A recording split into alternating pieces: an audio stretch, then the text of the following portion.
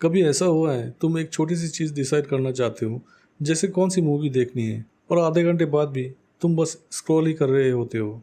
Netflix, YouTube, prime सब open है, पर चूज कुछ नहीं हो रहा। या फिर कॉलेज प्रोजेक्ट के लिए एक आइडिया चाहिए होता है, तुम 2 घंटे तक यूट्यूब पे बेस्ट प्रोजेक्ट आइडियाज सर्च करते हो और एंड में बस कल करते हैं।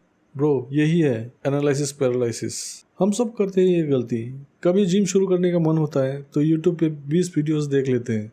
Best beginner workout, how to lose fat fast, what to eat before workout, how to stay motivated, सब। और रिजल्ट्स, वर्कआउट शुरू ही नहीं होता। सोचो जरा, हम प्लानिंग में इतना टाइम लगा देते हैं कि एक्शन लेने का टाइम ही नहीं बचता। और सबसे फनी पार्ट, उस प्लानिंग को देख के लगता है मैं प्रोडक्टिव हूँ, बट ऑनेस्टली तुम बस ओवर थिंकिंग कर रहे हो, क्योंकि दिमाग को लगता है कि प्लान बनाना मतलब प्रोग्रेस, पर असल में वो सिर्फ कंफर्ट जोन का एक फैंसी वर्जन होता है। एनालिसिस पैरालिसिस का मतलब सिंपल है, इतना सोचना, इतना एनालाइज करना कि तुम कुछ कर ही नहीं पाते।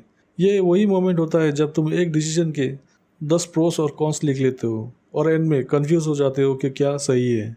और आयरनी ये है, हम ज़्यादा सोच के सही डिसीजन लेना चाहते हैं, पर ज़्यादा सोचने के चक्कर में कोई डिसीजन ही नहीं ले पाते।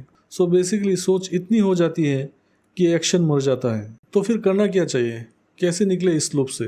Number 1, set a thinking limit. अपने दिमाग को एक डेडलाइन दो, जैसे मैं 30 मिनट से ज़्यादा किसी डिसीजन पे नहीं सोचूंगा। बस टाइमर लगाओ और जब रिंग बज जाए डिसाइड कर लो। क्योंकि हर डिसीजन परफेक्ट नहीं होगा, पर कुछ भी डिसाइड न करना सबसे बुरा डिसीजन होता है। नंबर 2, डू इट अगली। मतलब परफेक्ट स्टार्ट मोड ढूंढो, बस स्टार्ट करो, चाहे ऑकवर्ड हो, इम्परफेक्ट हो, थोड़ा क्रिंज भी हो, क्योंकि imperfect action beats hesitation every single time.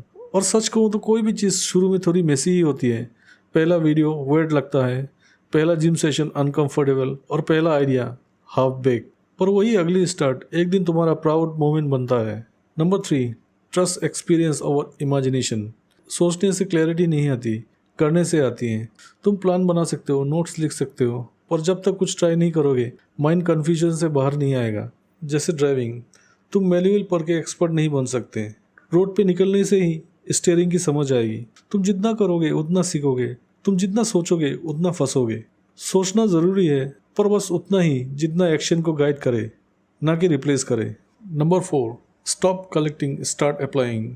हम नॉलेज को कलेक्ट करते रहते हैं, बुक्स, वीडियोस, पॉडकास्ट सब लेते हैं, पर अप्लाई ज़ीरो। और दिमाग को लगता है हम प्रोडक्टिव हैं। बट ब्रो, इन्फॉर्मेशन का वैल्यू तभी है जब वो ट्रांसफॉर्मेशन बन जाए। एक रूल बना लो, एक वीडियो, एक एक्शन।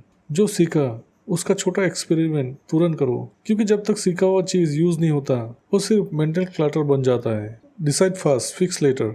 हर डिसीजन फाइनल नहीं होता, पर हम उसे ट्रीट ऐसे करते हैं जैसे लाइफ खत्म हो जाएगी। ट्रूथ ये है, तुम्हें परफेक्ट डिसीजन नहीं, फ्लेक्सिबल माइंडसेट चाहिए जो फास्ट डिसाइड करे, और अगर गलत भी निकला तो फिक्स कर लो। It's easier to adjust the direction than to start from zero, क्योंकि इमोशन क्लैरिटी लाती है और सोच सिर्फ कन्फ्यूजन। कभी कभी तुम्हें सिर्फ एक छोटा स्टेप लेना होता है, एक फ़ोन कॉल, एक मैसेज, एक अपलोड बटन, और वो एक मोमेंट पूरा चेन रिएक्शन शुरू कर देता है। एनालिसिस पैरालिसिस तुमसे एनर्जी चुरा लेता है, पर एक्शन उस एनर्जी को मल्टीप्लाई करता है। So stop over thinking your next step, क्योंकि एक गलत स्टेप भी तुम्हें ज़्यादा सिखाता है एक परफेक्ट प्लान से।